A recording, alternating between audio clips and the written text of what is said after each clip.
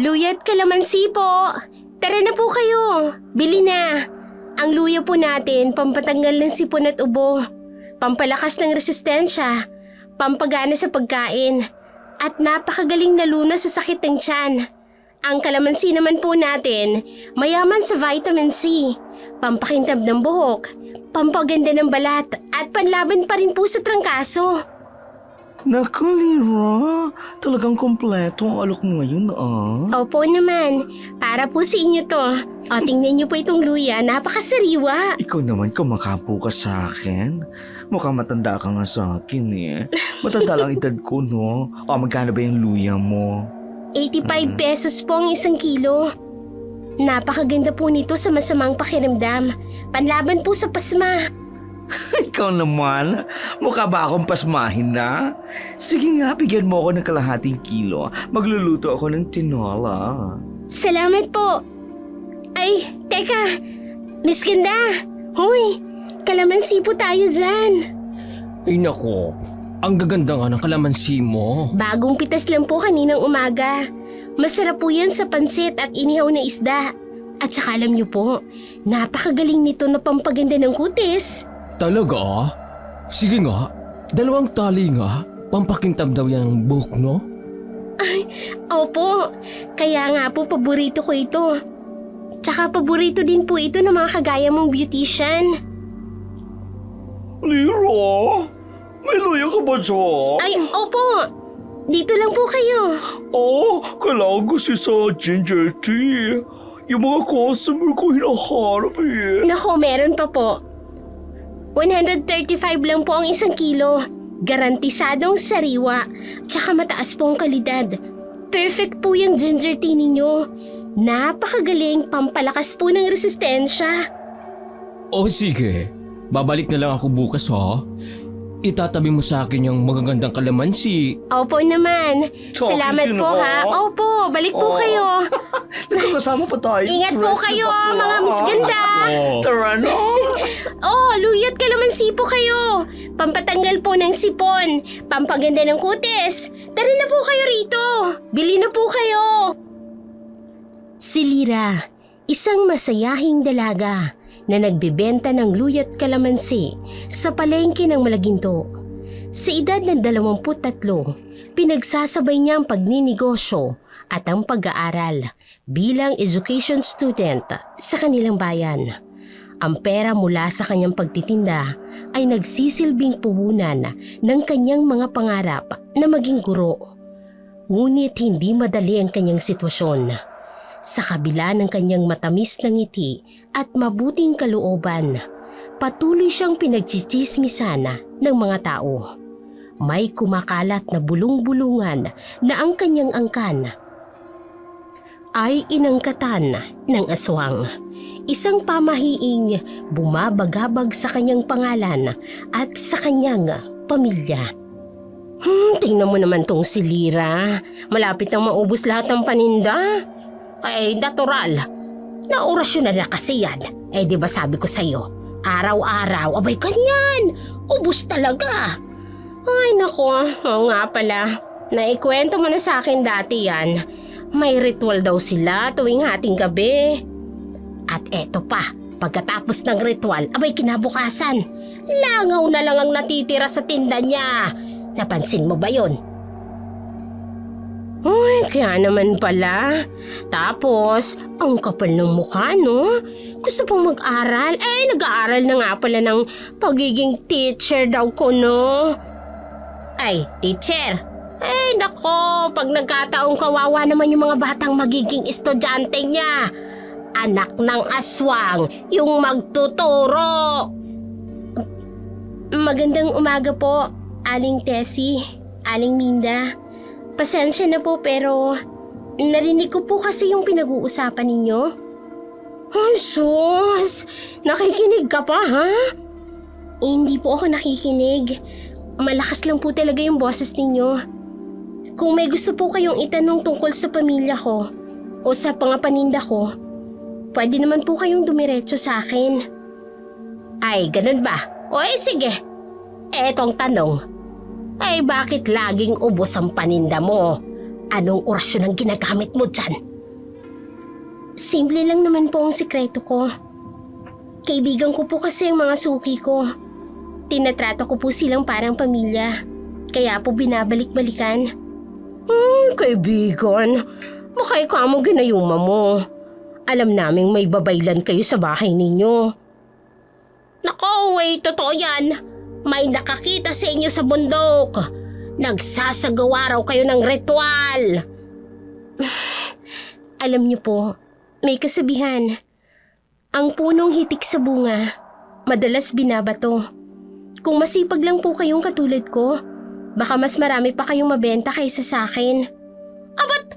Hoy! Ang kapal naman ng mukha mo! Tinatawag mo pa kaming tamad!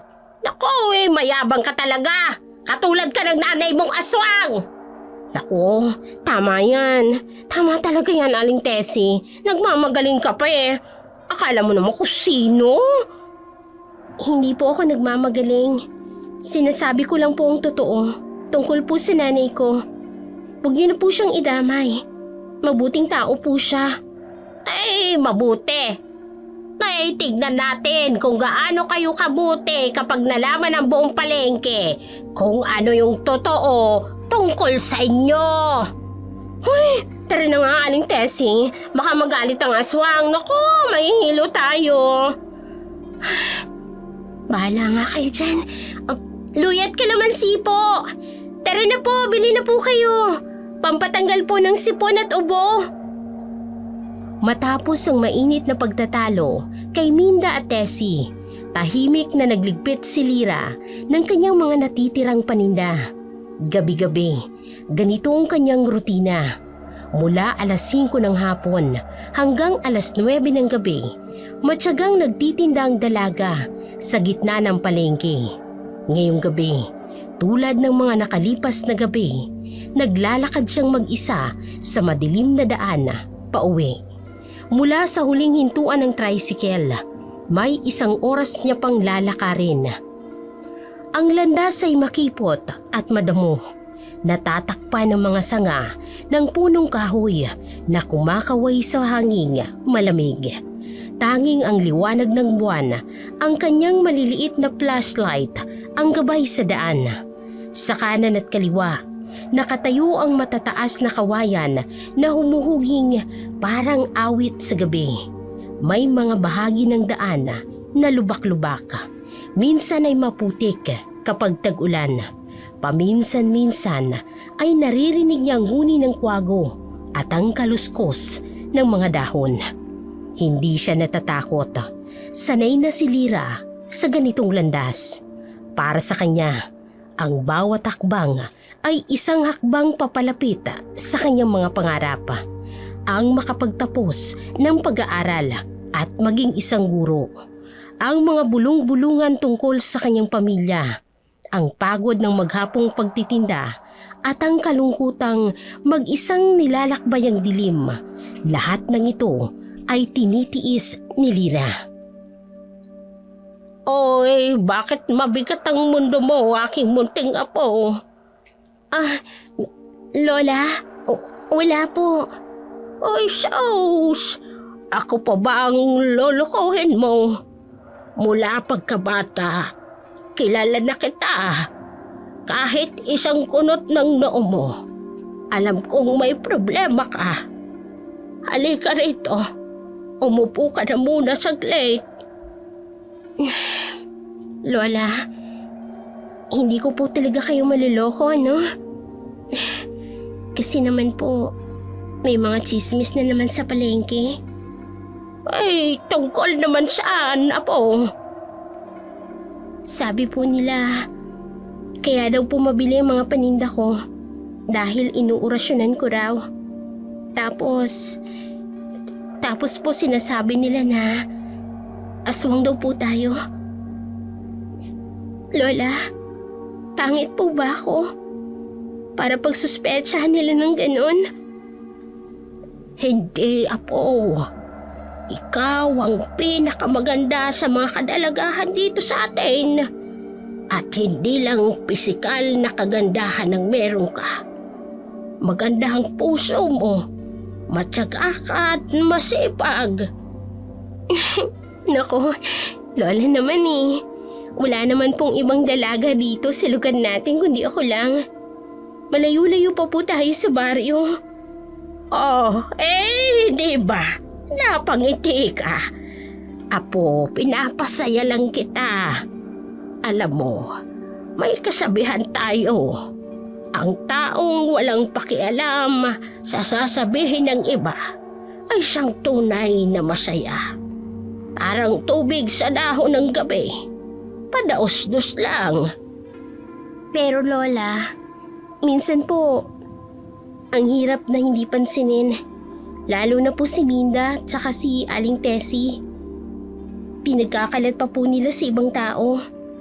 Ay, yung dalawang matandang tsismosa na yan. Alam mo ba, noong bata pa sila, may ganyan na sila. Inggit lang yung mga yan, Apo. Bakit naman po sila maiinggit, Lola? Kasi, noong panahon nila, hindi sila nakapagtapos ng pag-aaral. Ngayon, nakikita ka nila. Nagtitinda ka nga, pero nag-aaral ka pa. May pangarap ka. Sabi nga, think positive lang, Apo. Huwag mong hayaang maapektuhan ang pag-aaral mo. Balang araw, kakainin din nila ang kanilang mga salita. Napapagod na po ako minsan, Lola. Araw-araw po, naglalakad ako ng 1 oras. Tapos yung mga ganitong chismis pa.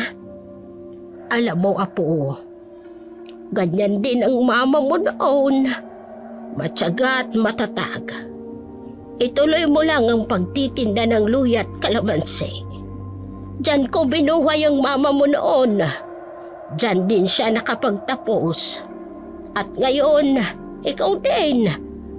Diyan ka rin makakapagtapos, Apo. Namimiss ko na po si Mama. Alam ko, Apo. Pero alam mo pa, tuwing nakikita kitang nagtitinda, para kong nakikita ang mama mo. Magkahawig na magkahawig kayo ng tatag ng loob. Salamat po, Lola. Kayo na lang po ang kasama ko rito. Ang mga panindang yan ang maghahatid sa iyo sa bagong buhay at pag-asa. Tiwala lang sa may kapal, Apo. At tandaan mo, ang taong masipag at matapat, laging pinagpapala. Tignan mo yung mga tsismosa. Ilang taon ang ganyan ang ginagawa. Pero ikaw, tuloy-tuloy pa rin ang pag-asenso mo. Opo, Lola. Konting tiis na lang po. 2 taon na lang po. Magtatapos na ako. At kapag nakapagtapos ka na, magiging guro ka na. Maiintindihan mo rin kung bakit pinagdaanan mo ang lahat ng ito. Minsan, ang mga pagsubok sa buhay na yan ang humuhubog sa ating karakter. Ang swerte ko po sa inyo, Lola. Hindi ko po alam kung paano ako makakatagal dito kung wala po kayo. Siya, magpahinga ka na. Bukas, maaga ka pa. At huwag mong kalilimutang magdala ng payong. Abay, mukhang uulan. Matapos ang mahaba at napakagaang loob na pag-uusap nila Lola Goya, humiga na si Lira sa kanyang simpleng papag. Sa ilalim ng kulang-kulang na bubong, pinakinggan niya ang tunog ng mga kuliglig, ang mahinang paghinga ng kanyang lola sa kabilang silid. 11:00 na ng gabi, pero kailangan niyang gumising ng 3:00 ng madaling araw. Sa unang tilaok pa lamang ng manok ay gising na si Lira.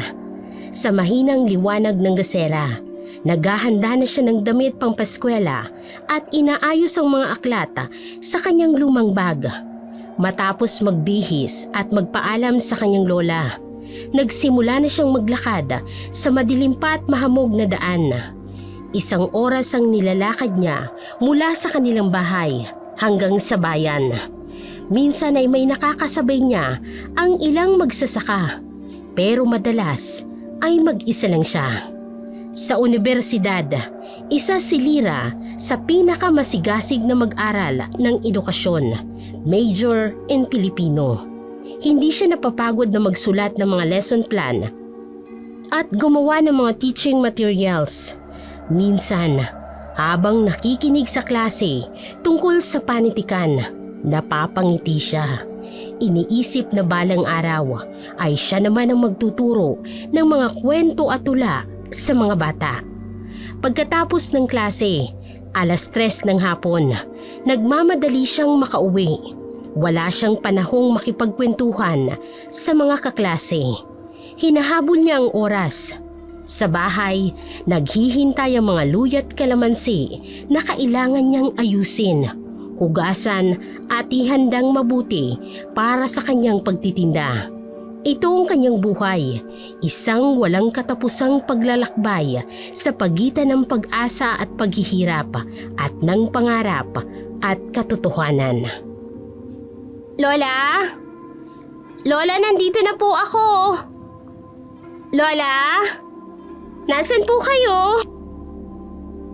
Ikaw ba si Lyra? Sino po kayo? Bakit po kayo nandito sa loob ng bahay namin? Alam mo ba kung bakit nawawala ang mga tao sa bayang ito? Ano pong ibig niyong sabihin? Ang iyong dugo. Ang dugo ng iyong angkan ng dahilan. Tinatawag kayo ng kadiliman. Hindi mo ba nararamdaman? Hindi po ako naniniwala sa inyo. Lumabas na po kayo. Tanungin mo ang iyong lola. Tanungin mo kung sino ka talaga. Kung anong tunay na dahilan. Kung bakit kayo nakatira sa liblib ng lugar na ito. Biglang bumukas ang pinto. Lyra! Lyra! Nasaan na kaya ang lalaking yun? Lola? Lola, may lalaki po rito. Nakakatakot po siya. Nakita mo siya? Anong sinabi niya? Lola, sino po ba siya? Bakit niya sinasabing ang pamilya natin ang may kasalanan sa pagkawala ng mga tao dito? Ano pong ibig niyong sabihin?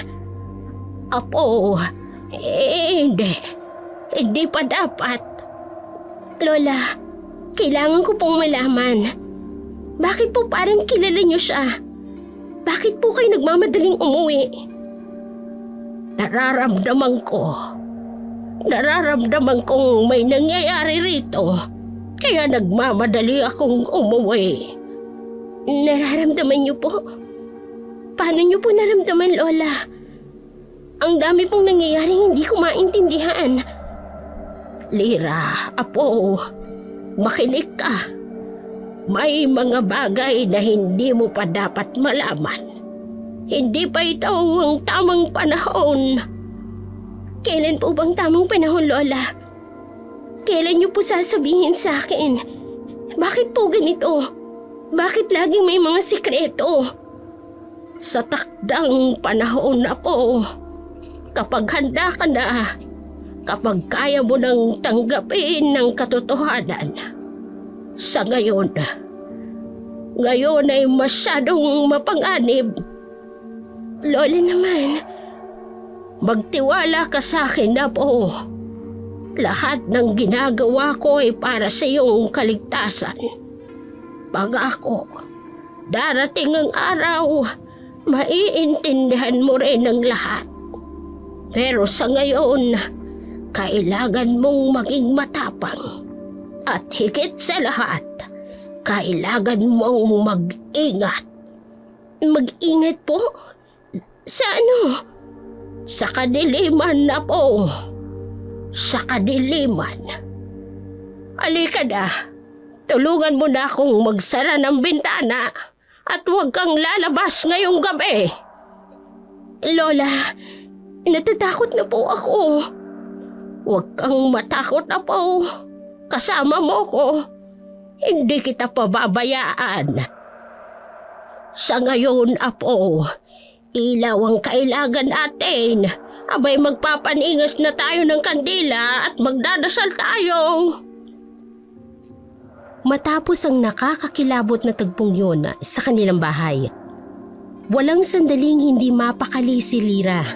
Kinakailangan niyang magmadali dahil 4:30 na ng hapon. Kahit nanginginig pa ang kanyang mga kamay, ay tinampot na niya ang basket na puno ng luya at kalamansi na inihanda ng kanyang lola bago ito umalis kanina.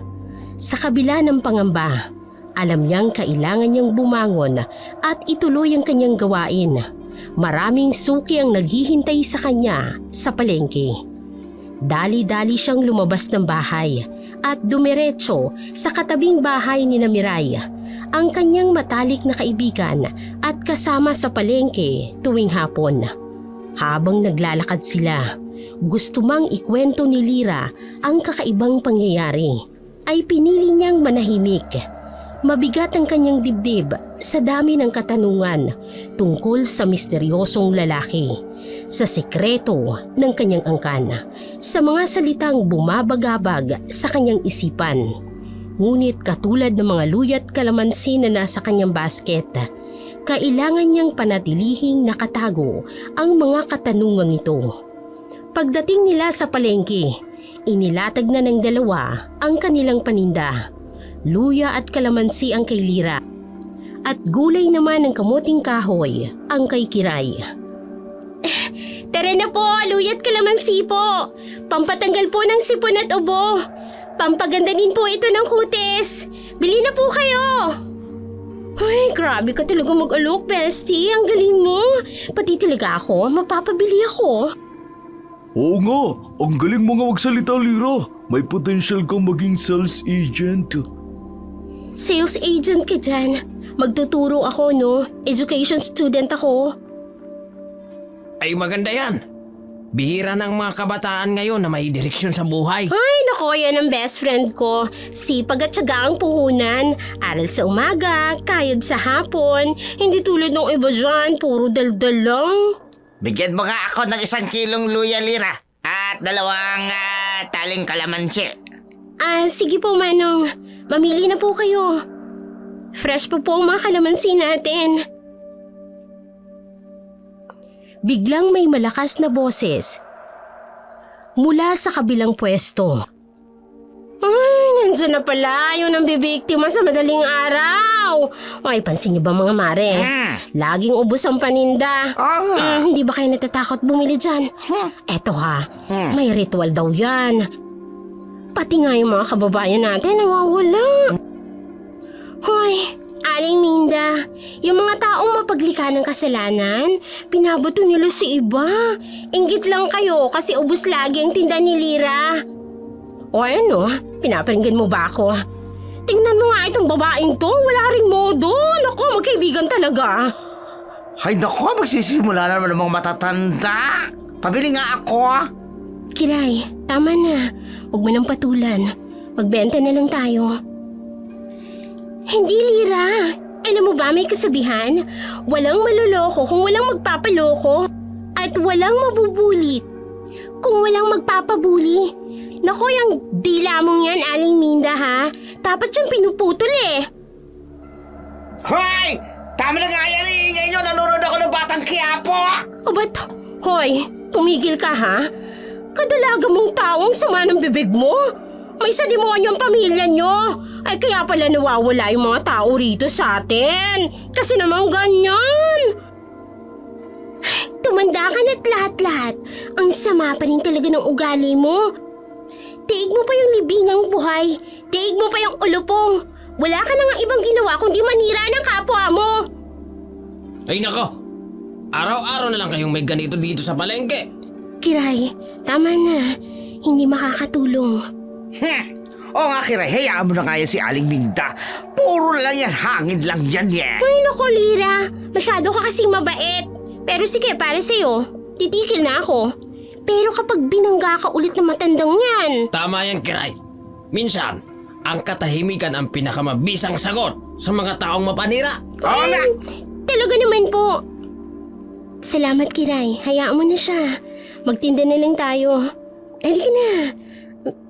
Luya at kalamansi po kayo. Tara na po. Sorry na, bestie. Alam mo naman, hindi ko talaga matagalan kapag inaapi ka nila. Lalo na ngayon, may mga kakaibang nangyayari. Ha? Anong ibig mong sabihin? Huwag kang mag-alala. Kahit ano pang sabihin nila, kahit ano pang mangyari, kakampi mo pa rin ako. Salamat, Kiray. Sige na, magbenta ka na. Luya at kalamansi po kayo. Bili na po, pampalusog po ng katawan. Matapos ang bangayan, ay nagsimula ng maghakot ng paninda sina Lira at Kiray. Alam mo, bestie, totoo kayong sinasabi nila tungkol sa mga nawawalang lalaki?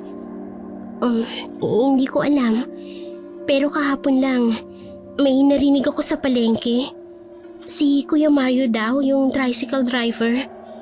3 araw na daw na hindi umuwi. Ay naku, yun na nga. Tapos yung anak ni Aling Pasing, si Randy. Naku, 2 linggo nang nawawala. Akala ko nga nasa Maynila lang eh. May narinig din ako. Yung security guard sa munisipyo, si Mang Ben. Hindi na raw pumapasok simula nung Lunes. Ay, nakakatakot naman. Palaging lalaki yung nawawala. Tapos, wala man lang bakas na niiwan. Kiray. Bakit? Bakit nanginginig ka dyan? May dumalaw sa bahay kanina. Isang lalaking nakaitim? Sino? Ano naman ang sinabi sa'yo? Hindi ko alam. Pero ang sabi niya, may kinalaman daw ang pamilya namin sa mga nawawala. Ay, bestie.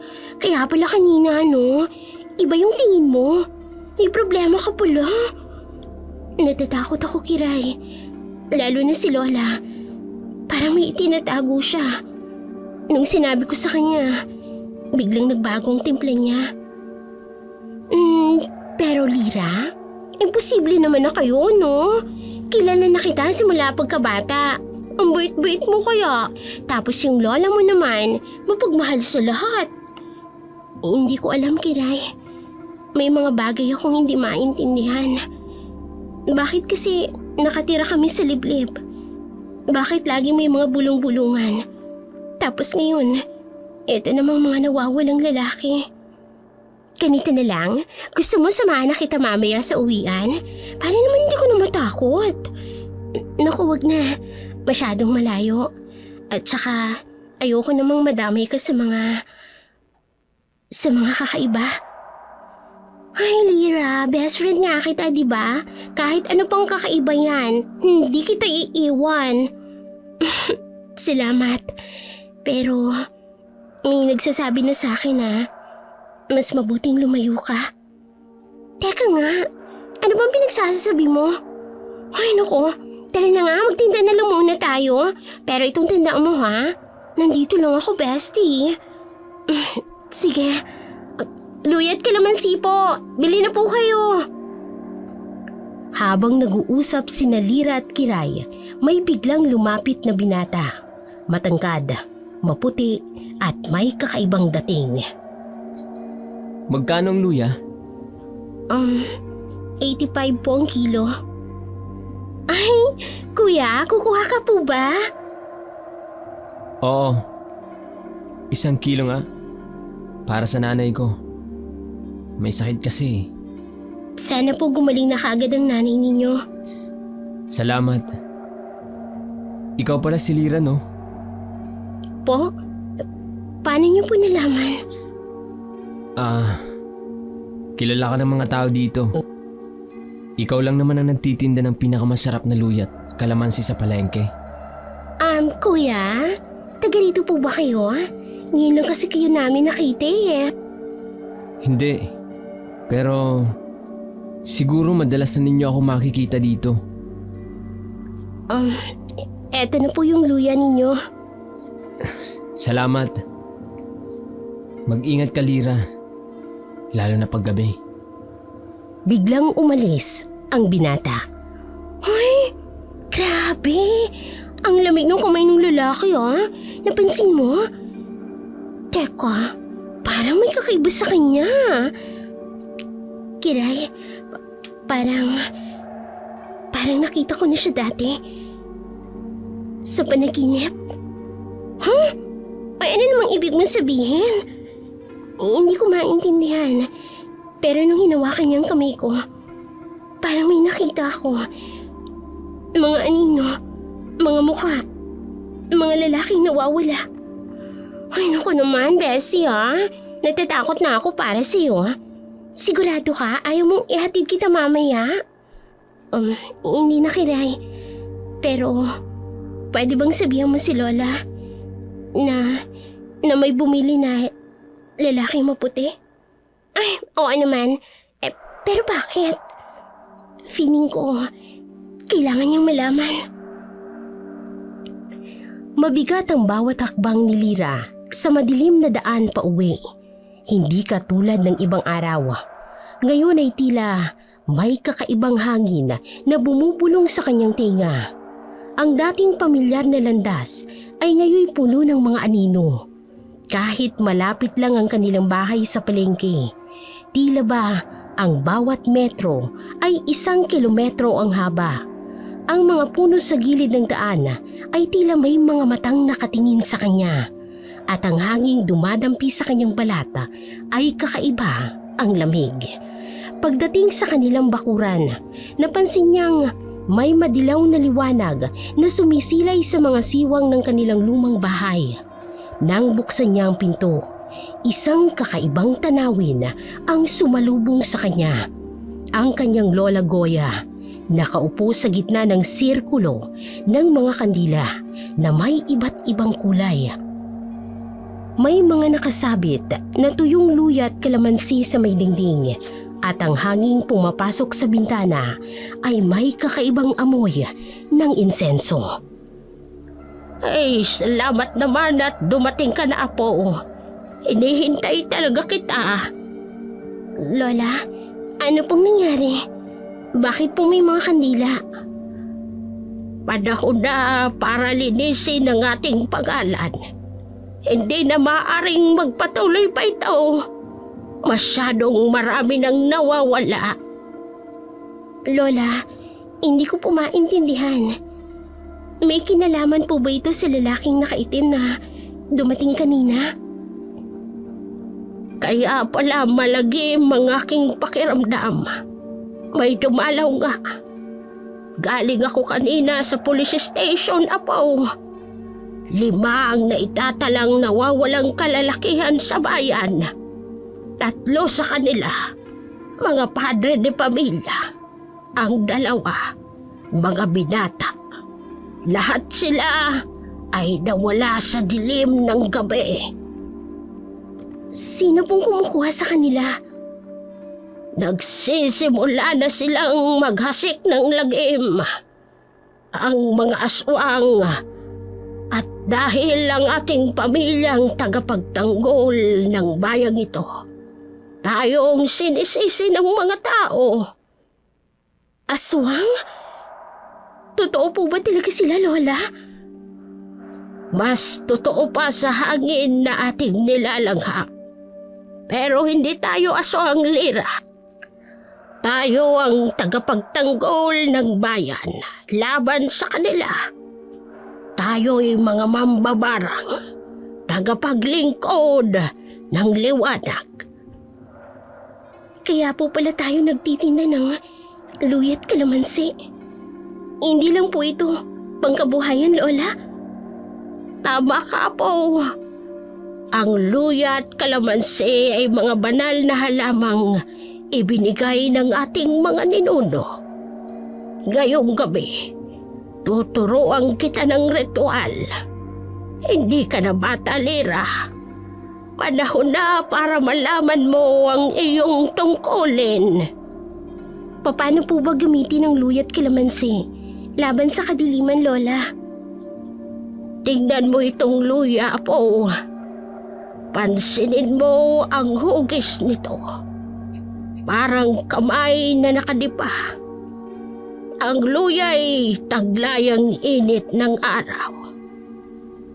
Kapag ginamit ng tama, Nagiging sandata ito laban sa mga nilalang ng dilim. Pero paano po, Lola? Ang kasirahan nito ay sumisira ng kapangyarihan ng mga aswang. Dapat itong ihanda tuwing pagsikat ng araw habang ibinubulong ang mga dasal ng ating mga ninuno. At ang kalamansi po, bakit po dapat palaging magkasama?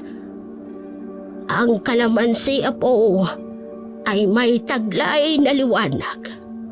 Tingnan mo ang loob nito. Mga bituin ng ayos ng mga buto.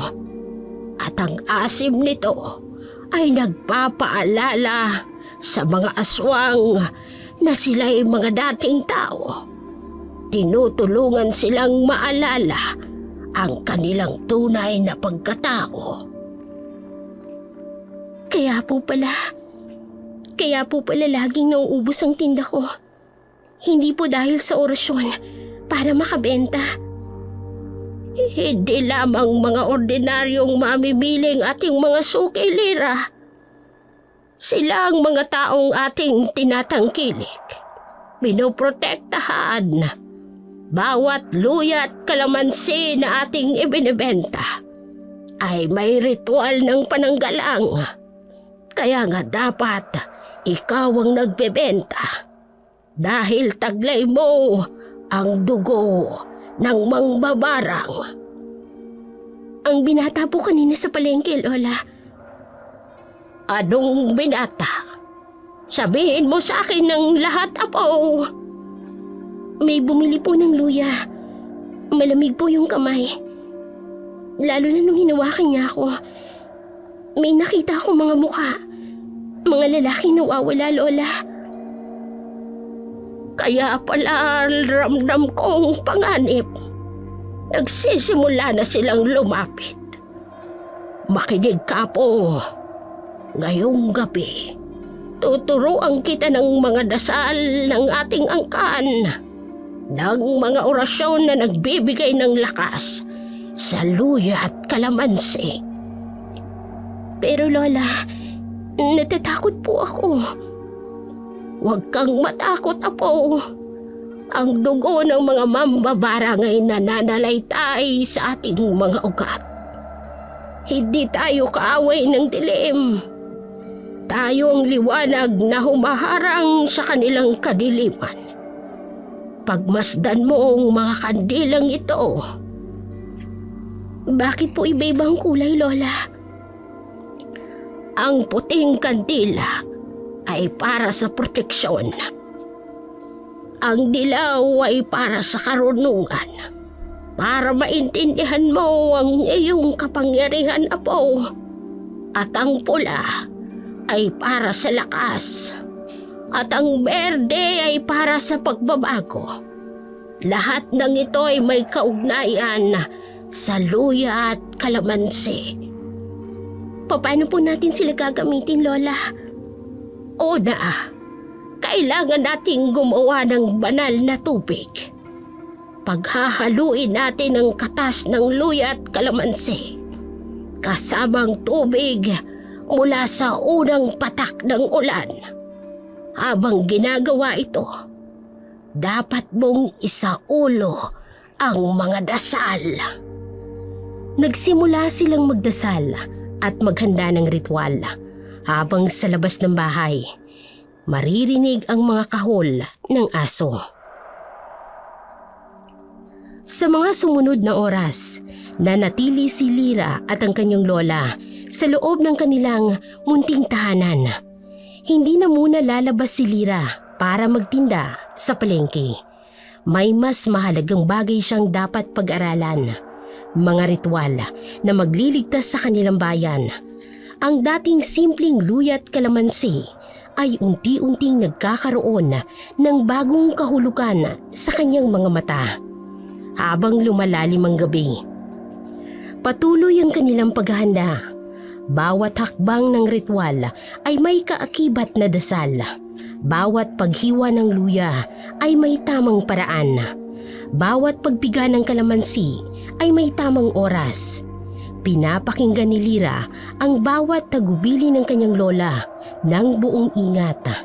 Iniisip ang bawat kaalaman na kanyang natututunan ay maaaring magligtas ng buhay. Sa labas ng kanilang bahay, patuloy ang pag-awit ng mga kuliglig at ang malulungkot na tahol ng mga aso. Ang hanging pumapasok sa mga siwang ng dingding ay may dalang amoy ng paparating na unos. At sa malayong bahagi ng bayan, isang pamilya na naman ang umiiyak dahil sa isa na namang nawawalang mahal sa buhay. Hindi alam ni Lira na ang gabing ito ang simula ng isang bagong kabanata sa kanyang buhay, na dating simpleng tungkulin bilang tindera ay bahagi lamang ng isang malaking misyon, ang maging tagapagtanggol ng kanilang bayan laban sa dilim. At habang tinitingnan niya ang mga kandilang nakapaligid sa kanila, hindi niya maiwasang isipin kung handa na nga ba siya sa tungkuling naghihintay sa kanya.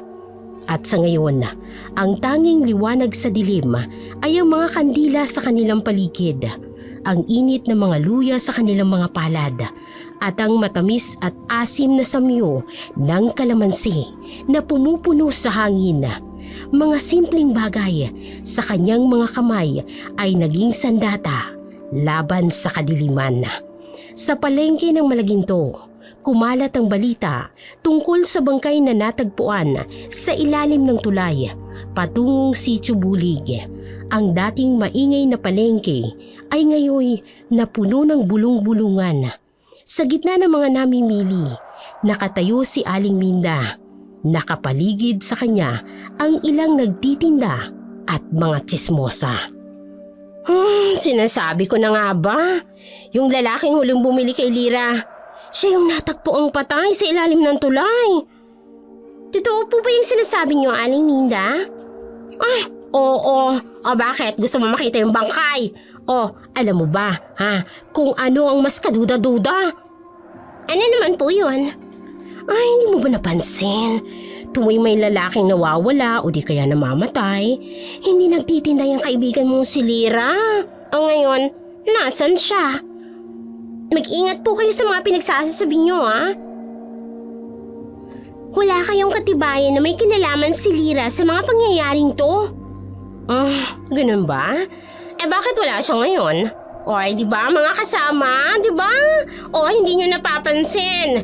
Kapag may namamatay o nawawalang lalaki, o di ba laging wala si Lira? Lumingon ang mga tao sa paligid. Ang iba'y patango-tango bilang pagpayag sa sinasabi ni Aling Minda. Alam nyo, Aling Minda, ang mas kaduda-duda, kayo, parang CCTV. Alam na alam nyo ang bawat kilos ni Lira. Napaka-obsessed nyo sa kanya. Ano? Pinagbibintangan mo ko?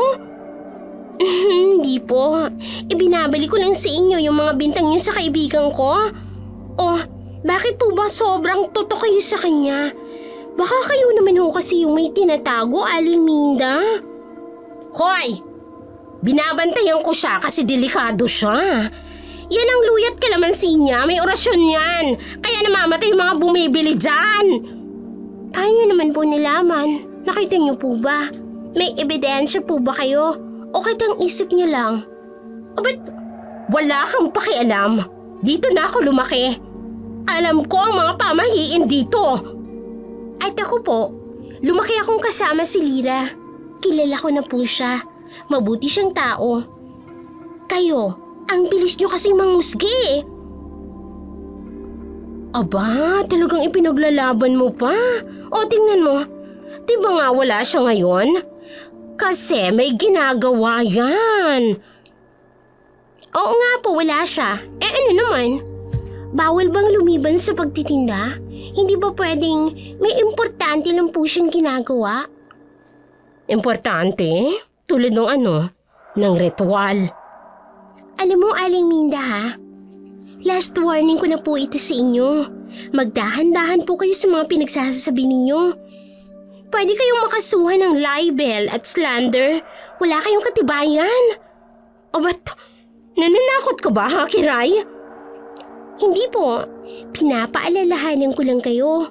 Kung patuloy yung sisiraan ng kaibigan ko ng walang ebidensya, naku, mananagot po kayo sa batas. Nagsimulang magbulungan ng mga tao sa paligid. Ang iba'y umaalis na, ayaw madamay sa gulo. Ngunit may ilang nanatili, sabik sa drama ng dalawang nagtatalo. Ay, tingnan mo naman talaga mga kabataan ngayon, napaka-arugante. At tingnan nyo naman po yung matatanda ngayon. Ang bilis manira ng pangalan ng kapwa nila. Alam niyo po, Aling Minda, kung totoong may kinalaman si Lyra sa mga namamatay, bakit hindi po kayo pumunta sa pulis? Bakit dito kayo sa palengke nagkakalat ng chismis? Hindi mo ba naririnig? May bagong bangkay na natagpuan. At automatic po si Lyra ang may gawa nun? Ganun na lang? Nasa naman po ang hustisya doon? Sa gitna ng kanilang pagtatalo, walang nakapansin sa isang lalaking nakatayo sa gilid. Nakaitim ang suot, nakatitig sa direksyon ng bahay ni Lyra. Sa bahay ni Lyra, ang amoy ng ritual ay bumabalot sa hangin. Isang kakaibang timpla ng luya at kalamansi na may halong insenso.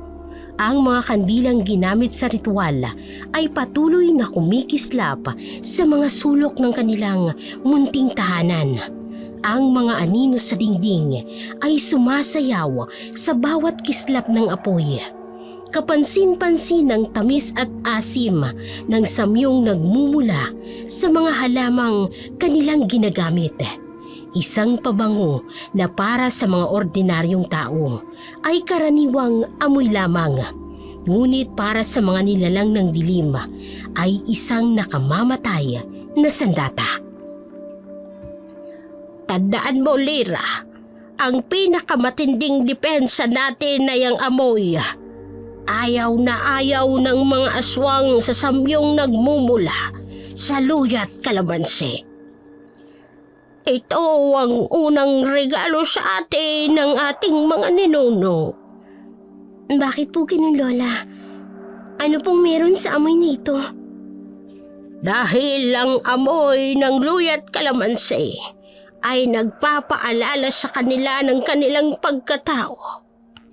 Parang salamin, ipinapakita ang kanilang tunay na anyo.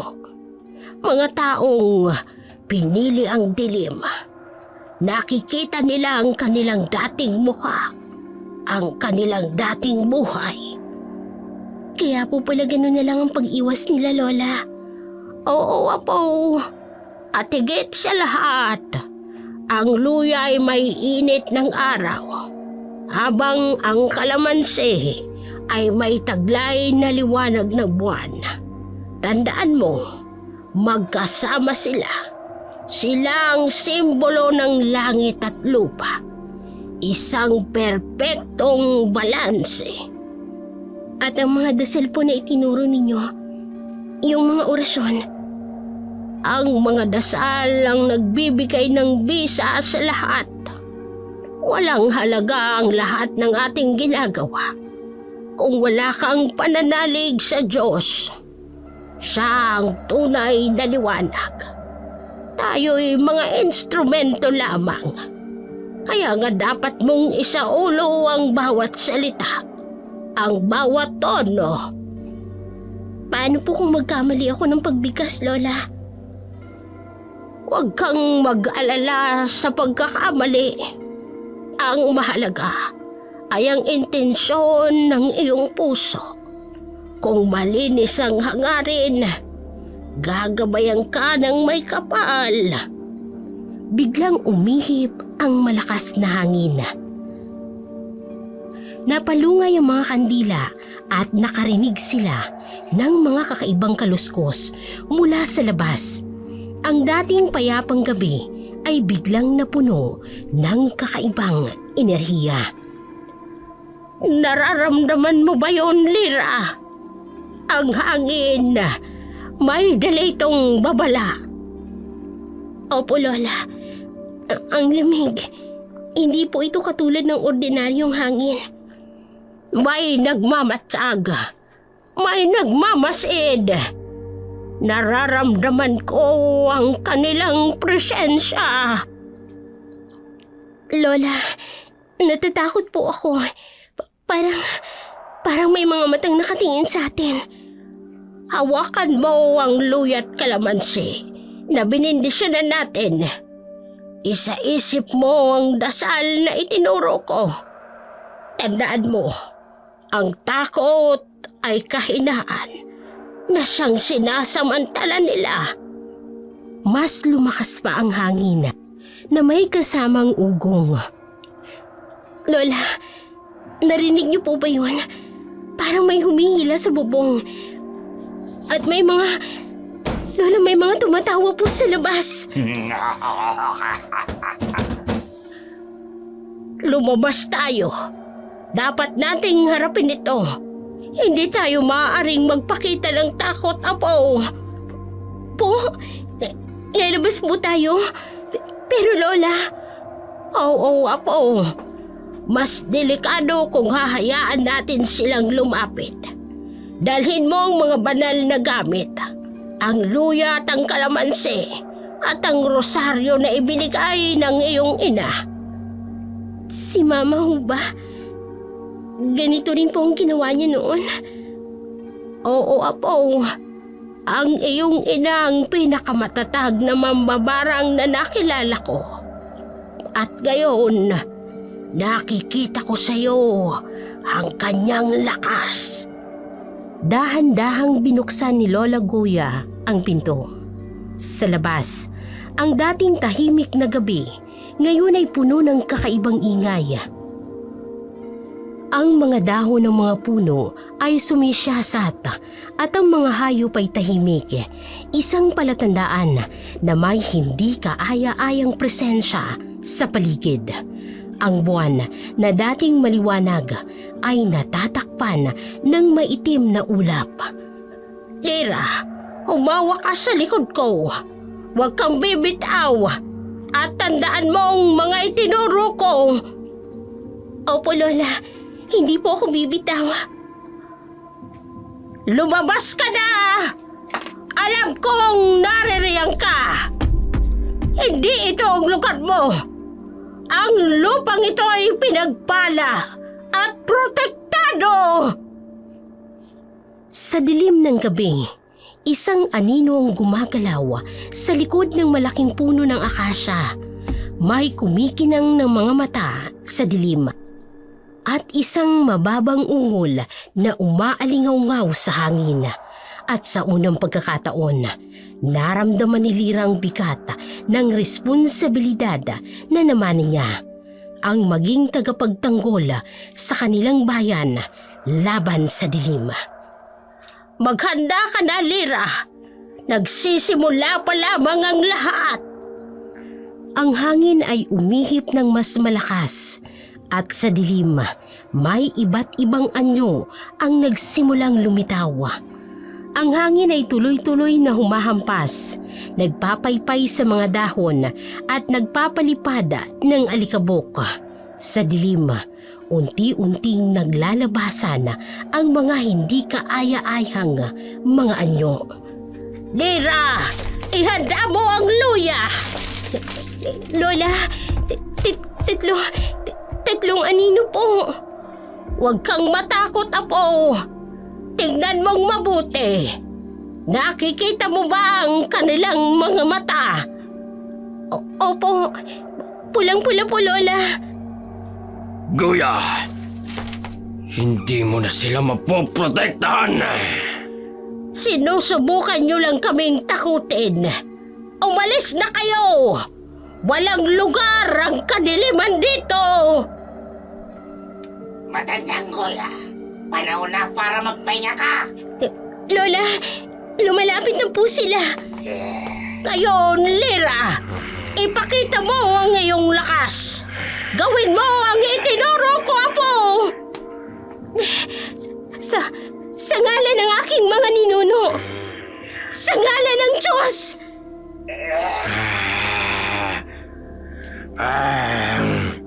Bago mambabarang, mahina, katulad ng kanyang ina. Huwag mong babanggitin ang kanyang ina. Lira, ipagpatuloy mo lang, Apo! Sa ngalan ng aking mga ninuno at sa kapangyarihan ng langit at lupa, inuutusin ko kayong umalis! Biglang pumutok ang bunga ng kalamansi sa hangin. Kumalat ang mabangong halimuyak. Ang amoy! Ngayon, Lira, gawin mo na ang huling hakbang. Gamitin mo ang luya. Ang init ng araw ay sumasa inyo. Bumalik kayo sa inyong pinagmulan! Isang makapal na usok ang lumabas mula sa luya. May kasamang matamis na samyo na kakaiba sa pangkaraniwan nitong amoy. Ang tatlong anino ay nagsimulang matunaw sa dilim, umatras palabas ng bakuran ng maglola.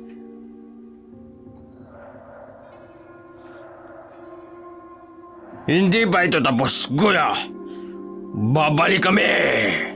At handa kaming harapin kayo. Ang pamilyang ito ay hindi matatakot. Unti-unting nawala ang mga anino. Naiwan ang katahimikan ng gabi. Lola, ano po yun? Apo, yun ang ating tunay na kalaban. At ngayon, alam na nila na handa ka ng lumaban. Pero Lola, bakit nila binabanggit si Mama? May kwento akong dapat na ikwento sa'yo, Lira. Tungkol sa iyong ina at kung papaano siya nawala. Sa kalangitan, muling sumungaw ang buwan. Saksi sa bagong kabanatang nagsisimula sa buhay ni Lira.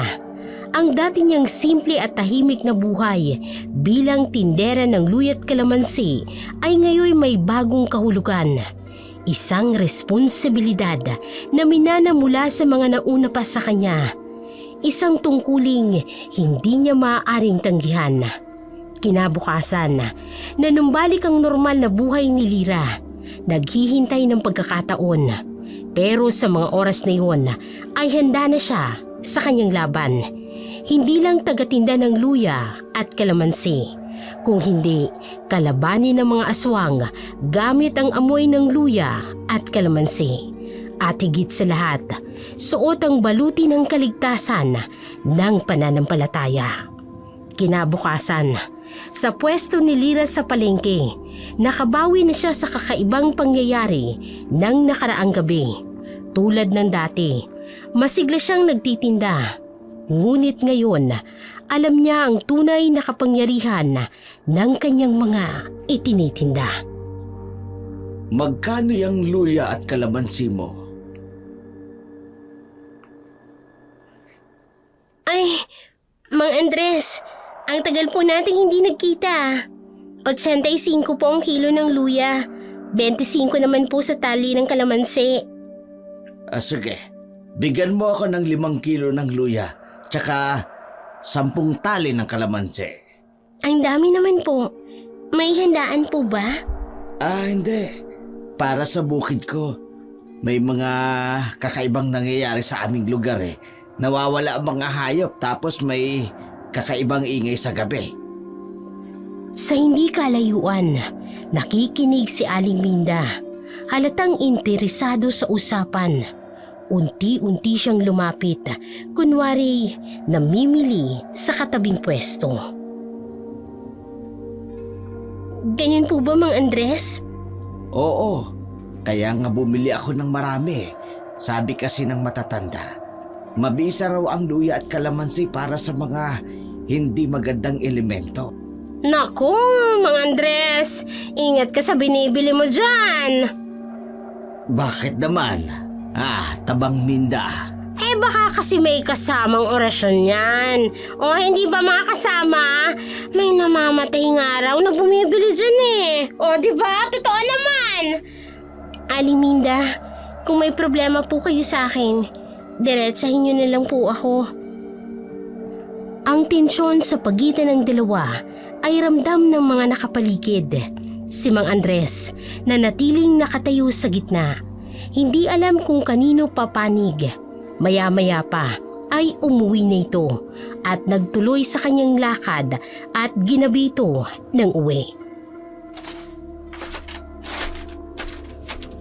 Alam ko, ang mga luyang ito at ang kalamansing ito na binili ko kay Lira ang magiging panangga ko sa mga aswang na sumasalakay sa aking mga kahayupan.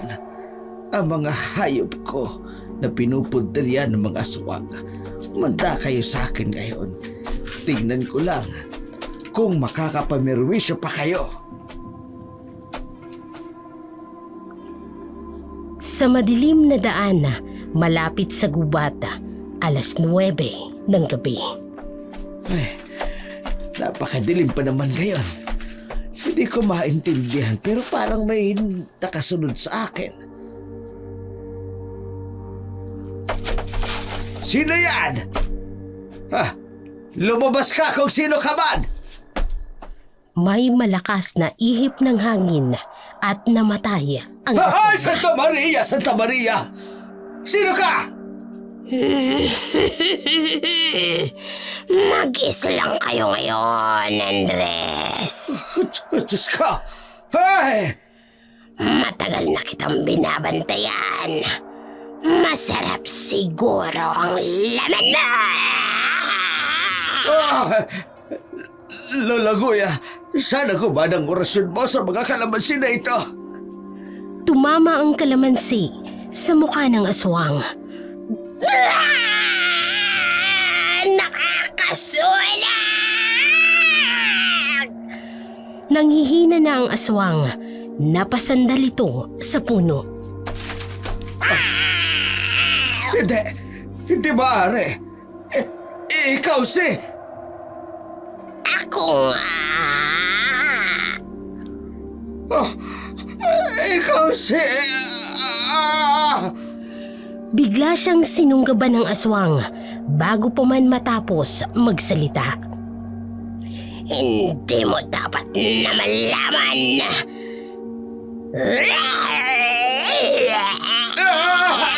Tulong!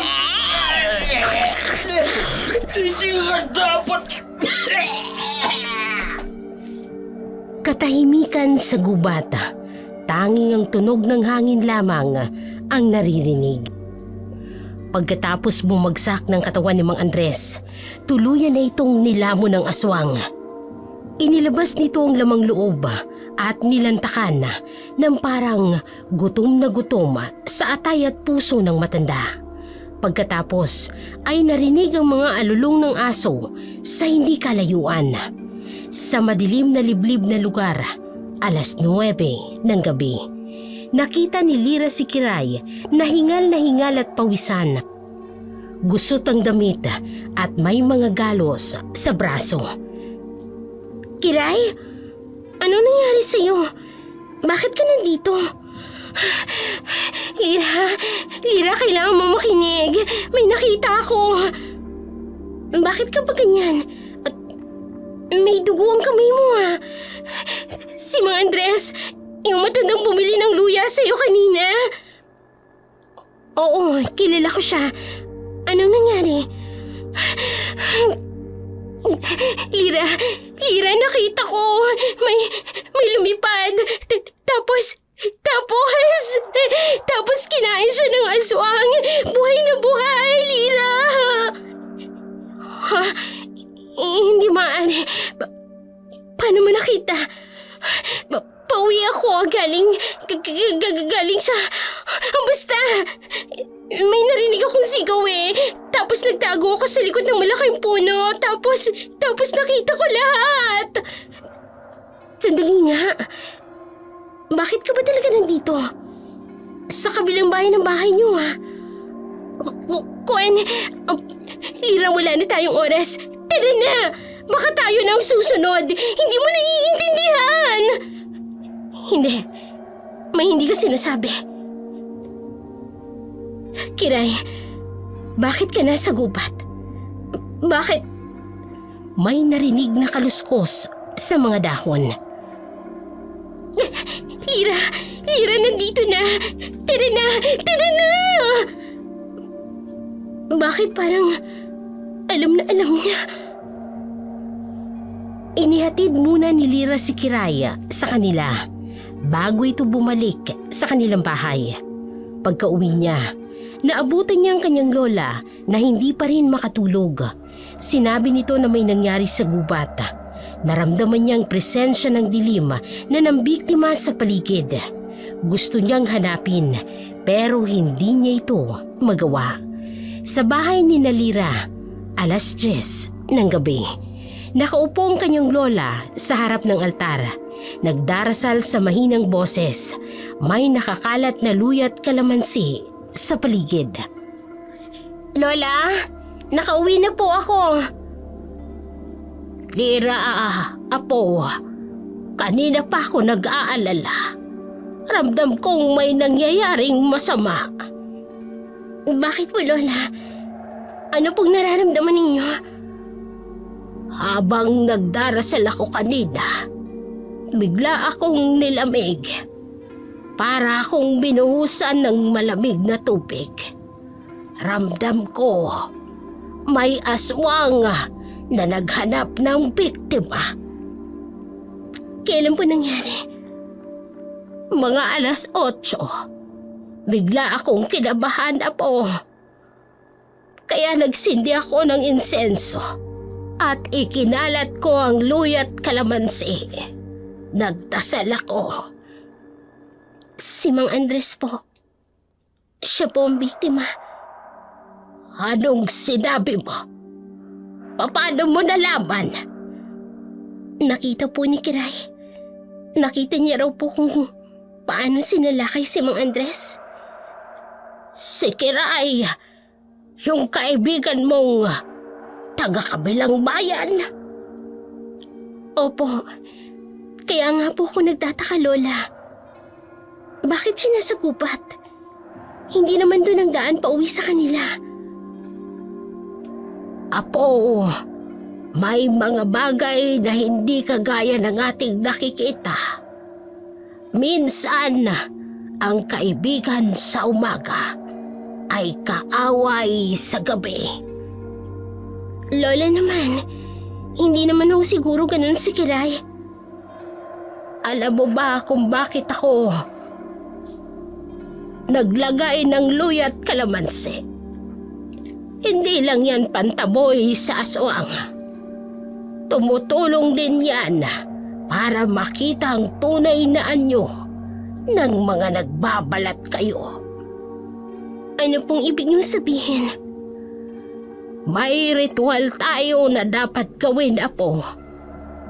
Kailangan nating malaman kung sino ang tunay na kaibigan at kung sinong nagkukubli ng balat kayo. Lola, tingin niyo po ba si Kiray? Bakit siya nasa gubat? Bakit siyang nakakita? At bakit hindi siya ginalaw ng aswang? Sa gabing tahimik at balot ng malamlam na liwanag ng buwan, hindi mapakali si Lira. Sa kanyang isip, paulit-ulit na bumabalik ang imahe ni Kiray na nakita niyang nagmamadaling lumisan mula sa kagubatan. May kung anong misteryo ang bumabalot sa lugar na iyon. Hindi niya mapigilang magtanong sa kanyang sarili. Ano kaya ang tunay na nangyari doon? Habang nakaupo siya sa tabi ng bintana, tila hinihila siya ng kakaibang pakiramdam pabalik sa kagubatan. Gusto niyang alamin ang sagot, pero nang lingunin niya ang kanyang lola na mahimbing nang natutulog sa kanilang maliit na silid, naramdaman niya ang bigat ng responsibilidad. Paano kung may mangyari sa kanya habang wala ako? Sa bawat sandaling lumilipas, lalong lumalakas ang tawag ng kagubatan. Sa huli, nagpasya si Lyra. Kinuha niya ang isang lampara at dahan-dahang lumapit sa pinto. Ngunit bago pa man siya makalabas, ay biglang may narinig siyang kaluskos sa labas ng bahay. Napahinto siya. Ang tibok ng kanyang puso ay tila martilyo sa kanyang dibdib. Sino kaya yun? Bulong niya sa kanyang sarili habang dahan-dahang binubuksan ang pinto upang silipin ang nasa labas. Kinabukasan, maaga pa lamang ay abala na ang mga tao sa palengke. Ngunit sa halip na karaniwang ingay ng mga bumibili at nagbibenta, usap-usapan ang pagkawala ni Mang Andres. Ayon sa mga balita, hindi siya nakauwi kagabi matapos umakyat sa kabundukan upang bumili ng mga paninda mula sa isang naglalako sa gilid ng kagubatan. Sa gitna ng tsismisan, may ilang nagsasabi na ang mga paninda daw na binili ni Mang Andres ay para sa isang ritual ng mga mangkukulam. Ang ilan ay nagtuturo pa kay Lyra na siya ang tindera dahil si Mang Andres ay suki niya at huling nakita raw na kausap nito. Hindi kaya may kinalaman ng mga panindang ibinibenta ni Lyra sa nangyari kay Mang Andres? Nako, baka nga. Sabi ko na, may kakaiba sa mga paninda doon sa may kagubatan. Tapos siya pa ang suko ni Andres. Narinig lahat ni Lyra habang nagtitinda sa kanyang pwesto. Pinipigilan niyang galit sa sarili. Ngunit hindi niya maatim na hayaan na lamang na sirain siya. Pakiusap naman po. Itigil niyo ng paninisi sa akin. Nagbebenta lang po ako rito ng marangal at wala akong kinalaman sa pagkawala ni Mang Andres. Kung totoo kayong nag-aalala sa kanya, bakit hindi natin siya tulungan imbes na pagtsismisan? Napatingin sa kanyang lahat. May ilang nahihiya pero marami pa rin ang mapanuri ang tingin. Hindi nagdalawang isip si Lyra. Nagpunta siya sa pamilya ni Mang Andres para mag-alok ng tulong sa paghahanap. Nanay Mila, huwag po kayong mag-alala. Sasama po ako sa paghahanap kay Mang Andres. Alam ko po kung saan ang lagusan, papunta sa kabundukan. Nagpasalamat ang pamilya at ilang kabarangay na voluntaryong sumama. Bitbit ang lampara at mga simpleng kagamitan. Naglakad ang grupo papunta sa kagubatan.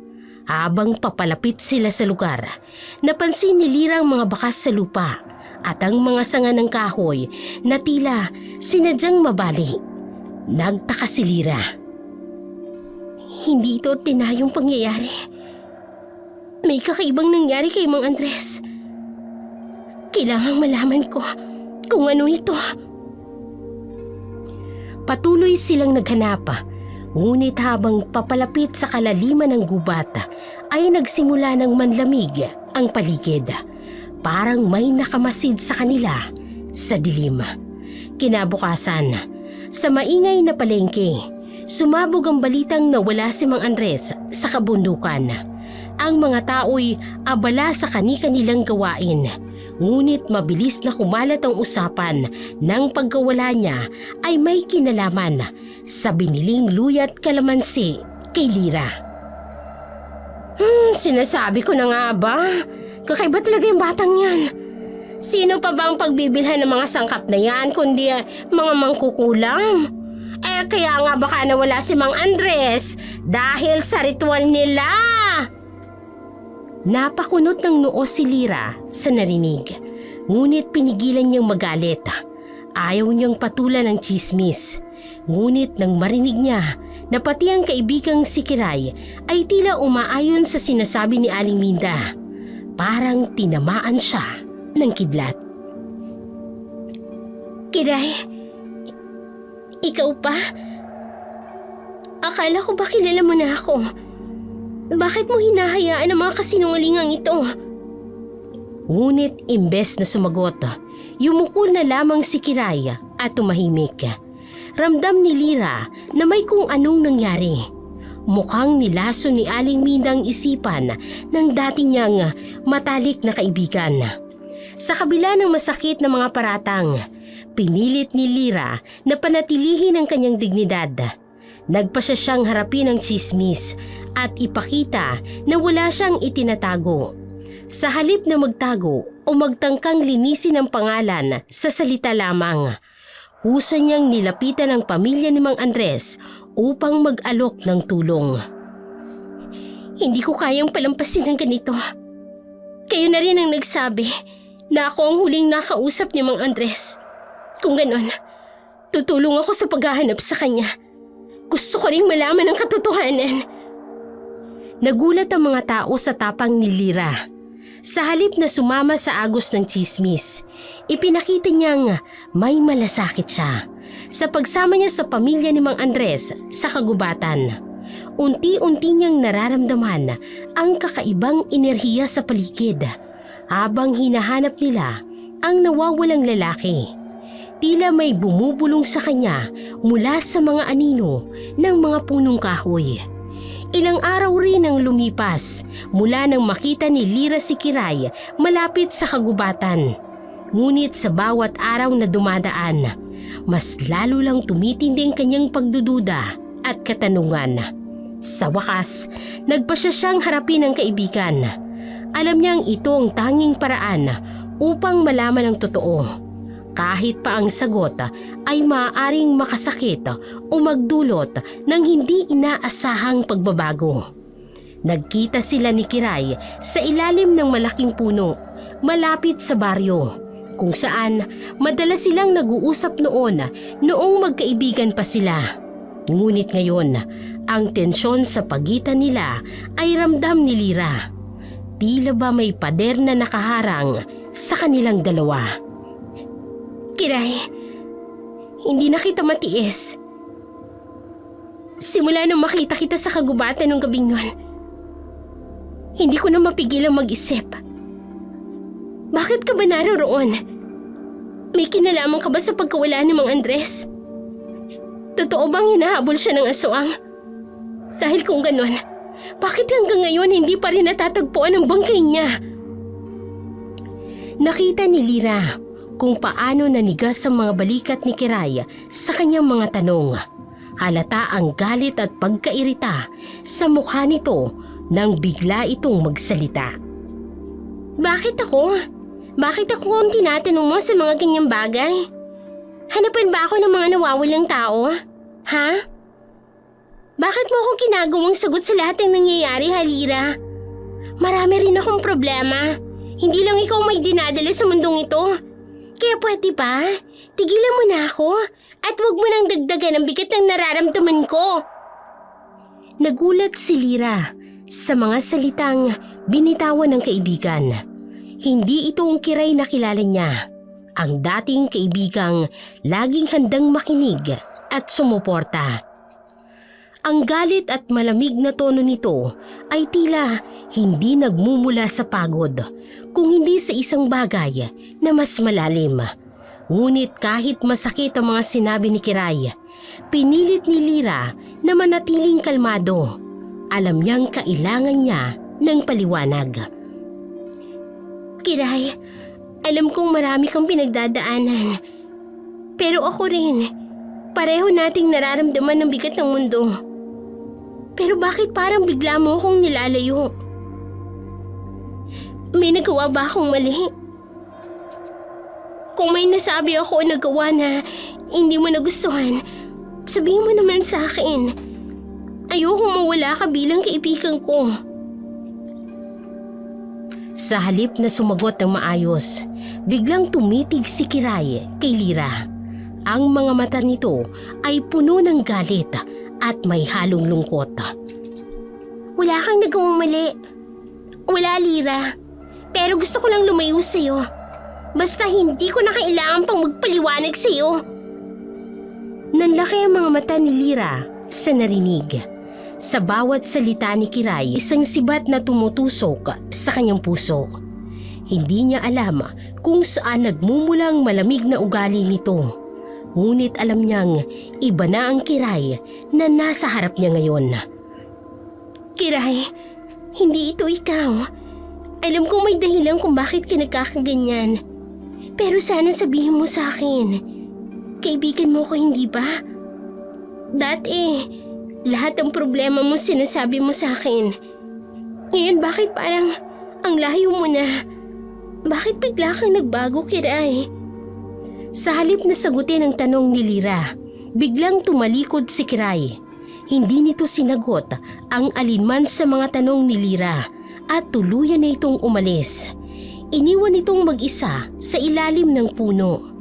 Nakatayo si Lira ng matagal, nakatingin sa papalayong anyo ng kaibigan. Nanginginig ang kanyang mga kamay, hindi dahil sa takot, kung hindi dahil sa bigat ng lungkot na ngayon ay bumabalot sa kanya. Habang pinagmamasdan niyang paglayo ni Kiray, ay naramdaman ni Lira na tila napakabigat ng enerhiya sa paligid.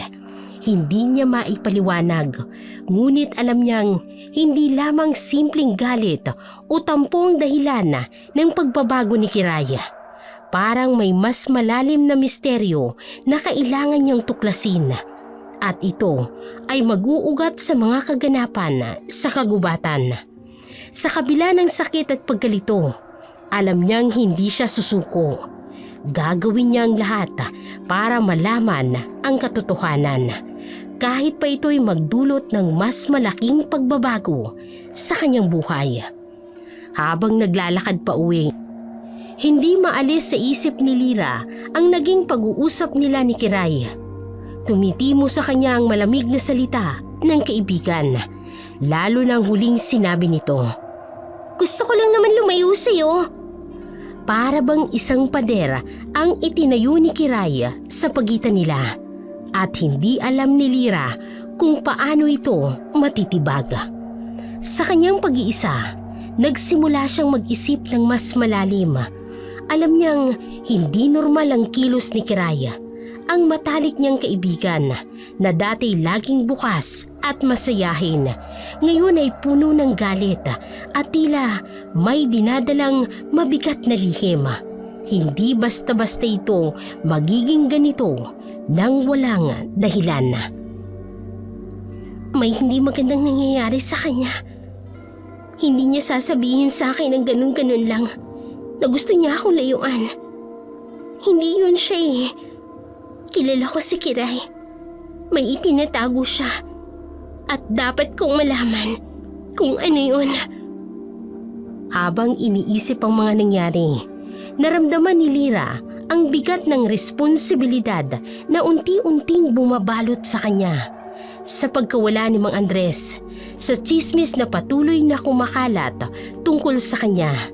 At ngayon, sa biglaang pagbabago ng kanyang kaibigan, tila ba nagkapatong-patong na ang mga problema sa kanyang buhay. Ngunit sa halip na magpadaig sa takot at kalituhan, gawing lakas ang mga ito. Kailangan kong tulungan si Kiray. Alam kong may kinalaman ito sa mga nangyayari sa kagubatan. Kung ano man ang dinadala niya, hindi ko siya hahayaang mag-isa. Nagdesisyon si Lira na bigyan ng oras ang sarili para mas lalong unawain ang mga kilos ni Kiray. Sisiguraduhin niyang malalaman niyang dahilan ng pagbabago nito. Ngunit alam niyang kailangan niyang maging maingat. Kung may koneksyon ng kaibigan niya sa pagkawala ni Mang Andres o sa kakaibang enerhiya sa kagubatan, baka mas delikado ang sitwasyon. Hindi ko alam kung saan ako magsisimula. Pero alam kong hindi ko siya pwedeng pabayaan. Hahanapin ko ang totoo. Kahit pa ang ibig sabihin nito ay masangkot ako sa misteryosong hindi ko pa lubos na naiintindihan. Sa puntong yun, nagkaroon ng mas malinaw na direksyon si Lira. Bukod sa pagtulong sa pamilya ni Mang Andres na mahanap ang kanilang ama, inilaan din niya ang oras para unti-unting lapitan si Kiray. Gagawin niya ang lahat para maibalik ang kanilang pagkakaibigan at para malaman kung anong nagbago sa kaibigang minsang naging pinakamalapit sa kanyang puso. Sa bawat hakbang na gagawin niya, mula ngayon, alam niyang ang mga sagot ay nasa kagubatan, sa tahimik ngunit misteryosong anino nito. Sa isang madilim na sulok ng kagubatan, nakatayo si Kiray.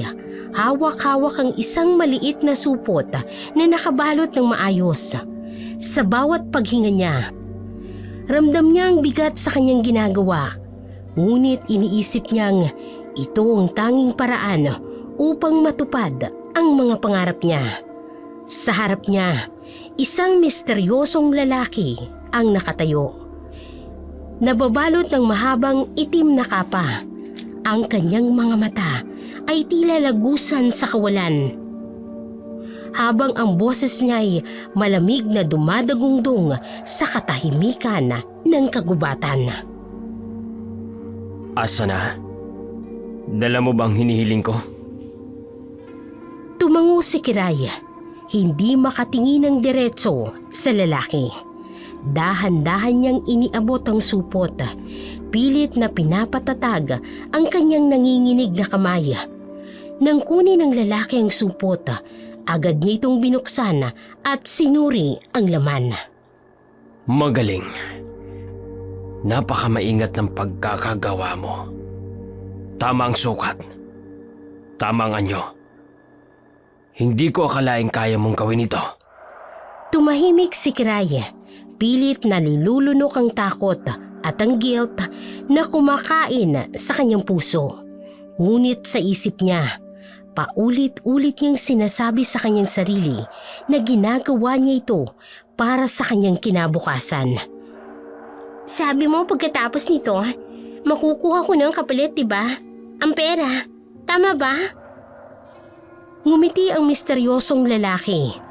Isang ngiting hindi mo matukoy kung may halong awa o panunuya. Oo, bata. Kapag nabuo ko na ang kailangan ko mula sa mga pusong ito, ibibigay ko ang iyong gantimpala. Malaking halaga, tulad ng napag-usapan natin. Makatutulong iyon sa mga pangarap mo, hindi ba? Pag-aaral, magandang buhay. Sandaling nagninginga ang mga mata ni Kiray, ngunit agad ding nawala ang saya sa mukha niya. Nang magsimulang magsalita muli ang lalaki. Pero tandaan mo, Kiray, sa sandaling pinasok mo ang ganitong uri ng kasunduan, hindi ka na basta-basta makakalis. Ang kagubatan ay hindi nagpapalaya ng mga taong tumutulong sa kanya ng ganun lang. Napalunok si Kiray, ngunit pilit niyang nilalabanan ang pangamba. Hindi ko na iniisip yon. Ang mahalaga, matapos na to. Nang makaalis na ako. Sa lahat ng mga paghihirap ko, gusto ko lang naman mabuhay ng tahimik at makapag-aral. Ang misteryosong lalaki ay muling ngumiti. Hinawakan ng supot at inilapit ito sa kanyang dibdib. Napakalaki ng pangarap mo para sa isang murang halaga ng kaluluwa. Tumalikod ang lalaki at unti-unting naglaho sa anino ng kagubatan. Iniwan si Kiray na tahimik at puno ng magkahalong takot at paninindigan. Sa isip ni Kiray, pilit niyang sinisigurado ang sarili na tama ang kanyang ginagawa. Ngunit sa kaibuturan ng kanyang puso, may bumubulong na tanong. Hanggang kailan ko kaya itatago ang ginagawa ko? Sa gitna ng madilim na kagubatan, naglakad si Kiray palayo mula sa misteryosong lalaki. Malalim ang kanyang paghinga, na tila ba naririnig niya pa rin ang malamig nitong boses na umaalingaw-ngaw sa kanyang isipan. Ang kagubatan ay tahimik, ngunit ang bigat ng kanyang ginawa ay tila mas malakas pa sa anuman. Hindi niya namalayang may matang nakamasid sa kanya mula sa anino. Sa likod niya, si Lira. Tahimik ngunit mabilis na sumusunod. hindi niya matanggap ang kakaibang ikinikilos ng kaibigan. Kaya sinundan niya ito mula sa baryo. Hindi siya makapaniwala sa nakita. Si Kiray nakikipag-usap sa isang misteryosong lalaki at may iniabot dito na mukhang mahalagang bagay. Anong ginagawa niya rito? At sino yung lalaking yun? Kiray, ano ba talagang tinatago mo? Nanatili si Lira sa dilim, hindi pa handang lumabas at magpakita. Nang umalis si Kiray, ay sinundan niya ito mula sa malayo. Tahimik na nagmamasid, ngunit biglang napatigil si Lira nang makitang isang lalaking nakatayo. Sa landas ni Kiray, isang estranghero. Magaspang ang itsura at agad siyang nilapitan. Miss, ikaw lang bang manggisa rito? Delikado sa gubat, alam mo ba? Nakaramdam si Kiray ng kaba, ngunit agad siyang ngumiti ng bahagya. Alam niyang kailangan niyang magpakita ng pagiging kampante. Oo, pero paalis na rin ako. Hindi ko kailangan ng tulong. Salamat na lang. Ngunit imbes na umalis, sinundan siya ng lalaki. Huwag ka namang mailang. Hindi ako masamang tao. Ang ganda mo, alam mo ba? Sayang naman kung dito ka lang sa gubat tong tatago. Narinig ni Lira ang usapan mula sa hindi kalayuan. Ramdam niya ang bahagyang takot sa boses ni Kiray at napansin niyang pabilis ng pabilis ang hakbang nito. Ngunit ang lalaki ay hindi rin tumigil. Biglang hinawakan ng lalaki ang braso ni Kiray. Pilit siyang pinipigilan. Ano ba? Bitiwan mo nga ako. Wala akong sinabi na pwede mo akong hawakan. Pero ngumiti lamang ang lalaki. At sa isang mabilis na kilos, hinila niya si Kiray palapit sa kanya. Wala namang nakakakita rito, miss. Mag-usap lang tayo. Kunti lang. Nagpupumiglas si Kiray, ngunit masyadong malakas ang lalaki. Ang kaba sa kanyang dibdib ay napalitan ng galit. Sa isang mabilis na galaw, dumukot siya ng kutsilyo mula sa kanyang bulsa at itinutok ito sa lalaki. Sinabi ko nang bitiwan mo ako eh. O talagang gusto mong masaktan? Saglit na nagulat ang lalaki, ngunit tila naaliw pa ito sa katapangan ni Kiray. Ang tapang mo ah. Pero tingnan natin kung hanggang saan ka tatagal. Biglang sinugod si Kiray ng lalaki. Pilit na inaagaw ang kutsilyo. Sa gitna ng pag-aaway nila, narinig ni Lira ang sigaw ni Kiray at mabilis na tumakbo palapit. Kiray! Tumigil ka! Walang hiya ka! Gamit ang dala niyang kahoy, pinalo ni Lira ang lalaki sa likod. Napaungol ito sa sakit at saglit na napabitaw kay Kiray. Ngunit bumalik ang atensyon nito kay Lira. Galit na galit. Ikaw naman ang papatayin ko. Babae ka! Ngunit bago pa man makagalaw ang lalaki, biglang sumugod si Kiray gamit ang kutsilyo at iniulos niya ito sa tagiliran. Napaaray ang lalaki at bumagsak sa lupa. Duguan. Napahawak si Kiray sa dibdib niya. Habol ang hininga habang si Lira'y nakatayo sa gilid at tulala sa nangyari. Kiray, anong nangyayari? Ano itong ginagawa mo rito? Hindi sumagot si Kiray. Pinulot niya ang supot na lalaglag mula sa kanyang bag at mabilis na tumakbo palayo. Iniwan si Lira na litong-lito at ang lalaking patuloy na humahagok sa lupa. Sa sandaling yun, napagtanto ni Lira na ang kaibigang kilala niya ay may mas malalim na lihim kaysa sa kanyang inaasahan. Sa gitna ng kagubatan, sa ilalim ng maliwanag na buwan, naganap ang matinding pag-uusap ni Lira at Kiray. Nakatingin si Lira sa kaibigan, puno ng galit, ng takot at kalituhan. Samantalang si Kiray ay umiiyak, ang mga mata'y namumugto habang pilit niyang nililinaw ang lahat. Kiray, ano ba talaga nangyayari? Bakit mo to ginagawa? Ikaw ba ang dahilan kung bakit maraming nawawala sa bayan natin? Si Mang Andres, ikaw ba ang may kagagawan? Umiwas ng tingin si Kiray. Hindi kayang salubungin ng mga tanong ni Lira. Nanginginig ang kanyang mga kamay habang hawak-hawak ang sariling dibdib. Lira, ayoko na. Ayoko nang itago ito. Oo, tama ka. Ako ang aswang. Ako ang sumasalakay sa bayan natin. Nanlaki ang mga mata ni Lira sa narinig.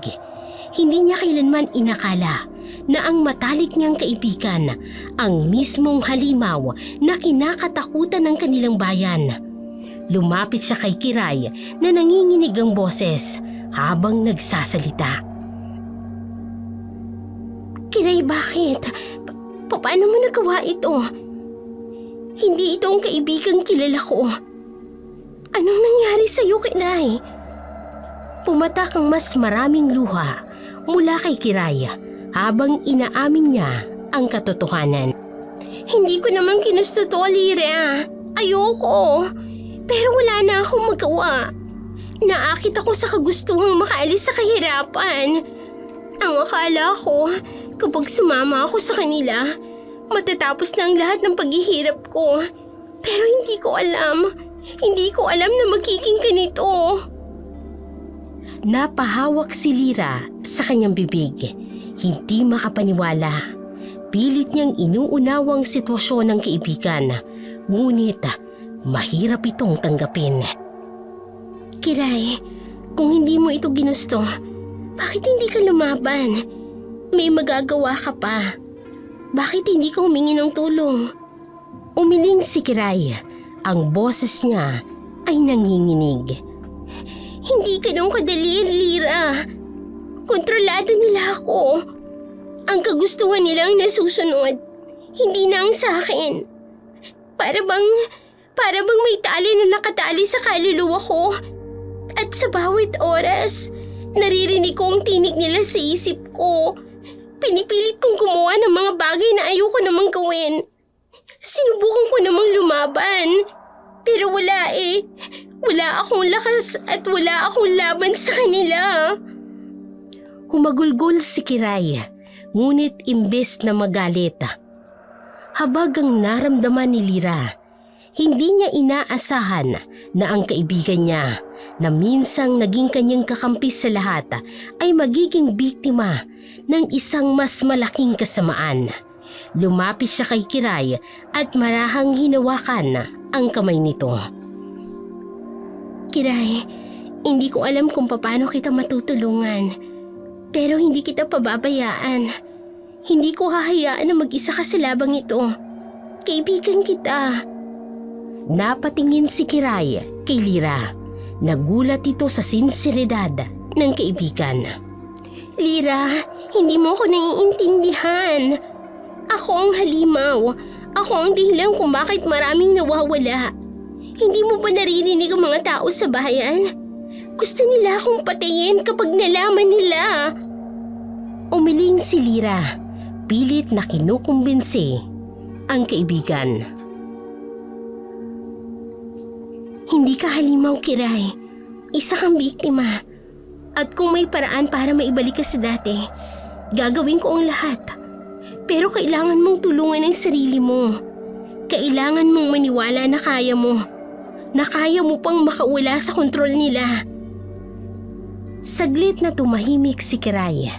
Tila ba nagdadalawang isip. Ngunit sa kanyang puso, ramdam niyang sinseridad ni Lira. Sa kauna-unahang pagkakataon, nakaramdam siya ng konting pag-asa. Ngunit kasabay nito, ramdam din niyang takot. takot na baka hindi sapat ang kanilang lakas para harapin ang puwersa ng kadiliman na kumukontrol sa kanya. Lira, kung tutulungan mo ko, baka madami ka. Hindi ko kayang makitang sinasaktan ka na dahil sa akin. Ngunit sa matibay na boses, sumagot si Lira. Kiray, wala akong pakialam kahit na anong mangyari sa akin.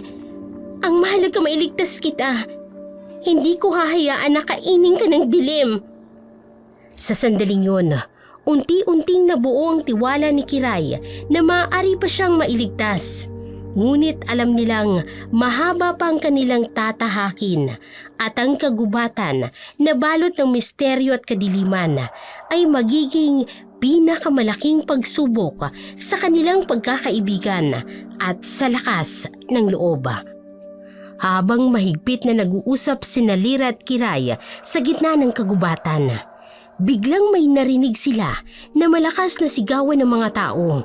Papalapit ang ingay, mga tinig ng galit at paghihiganti.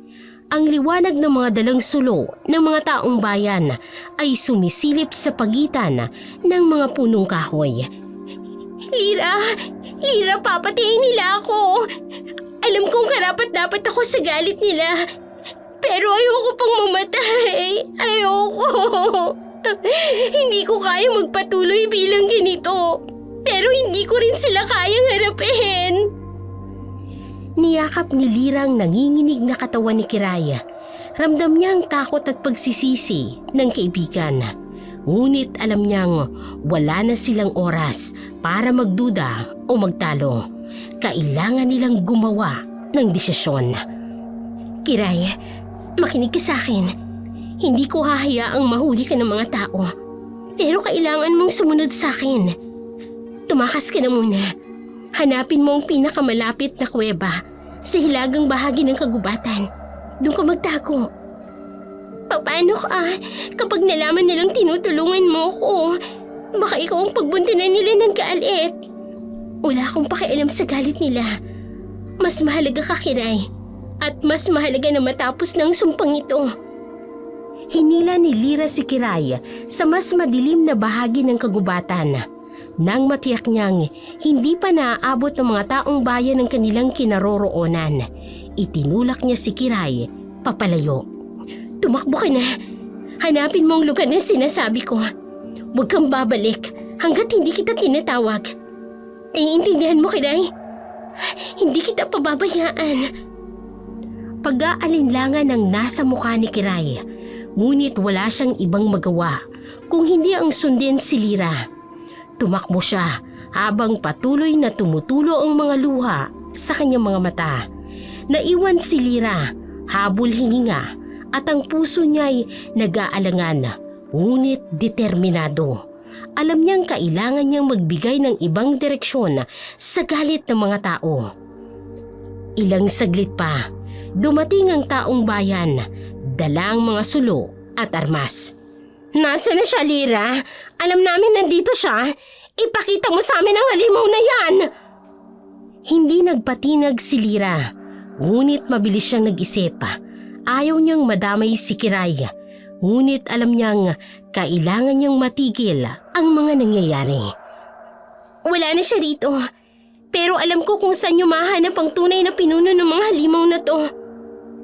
Napatigil ang mga tao at nagkatinginan. Pinuno? Anong pinuno? Ang gusto lang namin ay hustisya para kay Andres at sa mga lalaking pinatay ng halimaw na yan. Tumindig ng matatag si Lira. Pilit na ipinapakita ang tapang kahit ang puso niya'y halos sumabog na sa kaba. Ang taong hinahanap ninyo ay hindi basta aswang lang. Siya ang leader ng kadiliman sa kagubatang ito. Kanina ko pa po siya sinusundan. May nakita akong lalaki. Dinala niya ang huling biktima niya sa silangan. Sa bahaging ito ng kagubatan. Kung gusto niyong wakasan ng sumpa sa lugar nito, doon kayo pumunta. Nagkatinginang muli ang mga tao. Baka naman niloloko mo lang kami para makatakas ang halimaw na yon, ha, Lira? Wala akong dahilan para magsinungaling, Aling Minda. Kung gusto ninyong matapos ng pagpatay, sundan niyo po ang sinasabi ko. Malapit na siya sa matandang simbahan sa loob ng gubat. Matapos ang ilang saglit na pag-aalangan, napilitan ng mga tao na maniwala sa sinabi ni Lira. Isa-isa silang nagsimulang maglakad papunta sa direksyon na sinabi niya. Habang papalayo sila, ramdam ni Lira ang tensyon. Alam niyang may isang mas malaking laban ang paparating at hindi pa rin niya alam kung paano niya tutulungan si Kiray na makawala sa sumpa ng kadiliman. Ngunit sa pagkakataong yun, nananatili siyang matatag. Kailangan kong tapusin ang lahat ng ito para kay Kiray, para sa bayan namin. Habang ang mga taong bayan ay papunta sa direksyon ng pinuno ng mga aswang, si Lira naman ay nagmamadaling sinundan si Kiray. Dalang determinasyong mahanap ang paraan para mapalayang kaibigan sa kadilimang kumukontrol dito. Nahuli ng mga taong bayan ang misteryosong lalaki sa isang matandang abandonadong simbahan sa loob ng kagubatan. Doon nila natuklasan ang nakakakilabot na katotohanan. Ang kanilang hideout ay puno ng mga lalagyan ng lamang loob ng tao. Maayos na iniiimbak para sa kung anong ritual at hindi maipaliwanag. Ang galit ng mga tao'y umabot sa sukdulan at sa araw ding yun, nagkakaisa silang winasak ang lahat ng kagamitan ng grupo at sinunog ang lugar upang tuluyang mapuksa ang kanilang masasamang gawain. Ngunit sa kabila ng tagumpay na yun, isa ang nanatiling palaisipan, si Kiray. Mula nang itakas ni Lirang kaibigan mula sa kagubatan ay hindi na muling nagpakita. Walang nakakaalam kung saan siya nagtungo o kung patuloy pa siyang nasa ilalim ng sumpa ng pagiging aswang. Sa kabila ng mga tanong na gumugulo sa isip ni Lira, pinili niyang magpatuloy sa kanyang buhay. Bumalik si Lira sa kanyang karaniwang araw-araw. Sa kabila ng mga nangyari, itinuloy niya ang kanyang pagtitinda ng luya at kalamansi. Ngayon ay mas pinagtitibay ang tiwala ng mga tao sa kanya. Unti-unting nawala ang mga tsismis na nauugnay sa kanya sa mga aswang at bumalik ang tahimik na pamumuhay sa baryo. Habang patuloy ang pag-aaral niya ng education, major in Pilipino, naging mas determinado si Lira na abutin ang kanyang mga pangarap. Ilang buwan na lang at makakapagtapos na siya. Bagamat malungkot siya sa pagkawala ng kanyang matalik na kaibigan, ginamit niyang karanasan bilang aral at inspirasyon para maging matatag. Sa bawat araw na lumilipas, minsan ay napapatingala si Lira sa kalangitan. Iniisip kung nasaan na si Kiray. Nais niyang maniwala na balang araw, makakahanap din ito ng kapatawaran at kalayaan mula sa sumpa. Sa kanyang puso, nanatili ang pag-asa na muling magkikita sila, hindi bilang biktima at tagapagligtas, kung hindi bilang magkaibigan na handang magsimulang muli. At sa kanyang huling semestre bilang mag-aaral, hawak ni Lira ang pangarap na hindi lamang makapagturo ng wika, kung hindi maipasa na rin ang mga kwento ng lakas, pagmamahal at pagkakaibigan sa kanyang naranasan. Sa kabila ng lahat ng kadiliman na sumubok sa kanya, pinili niyang maging ilaw para sa iba, habang tahimik na ipinapanalangin ang muling pagbabalik ni Kiray sa liwanag.